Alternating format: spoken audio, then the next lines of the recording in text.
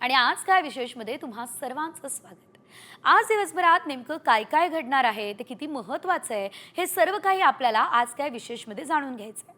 पहिली बातमी महाकुंभ मेळ्यासंदर्भातली आहे, कारण आजपासून प्रयागराजमध्ये तब्बल 12 वर्षांनंतर महाकुंभ मेळ्याला सुरुवात झाली आहे। कसं आहे कुंभमेळा नगरीतलं वातावरण ते आपल्याला बघायचं आहे आज काय विशेषमध्ये।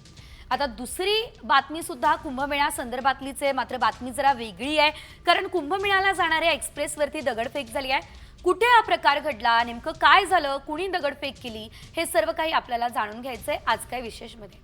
तिसरी बातमी मात्र बीडमधील सरपंच हत्या प्रकरणासंदर्भातली आहे, कारण सरपंच देशमुखांच्या कुटुंबाने सामूहिक आत्मदहनाचा इशारा दिला। नेमकं कशामुळे एवढं टोकाचं पाऊल उचलावं लागलंय आणि नेमकं का हे उचललं जातंय ते आपल्याला आज काय विशेषमध्ये सविस्तर जाणून घ्यायचंय।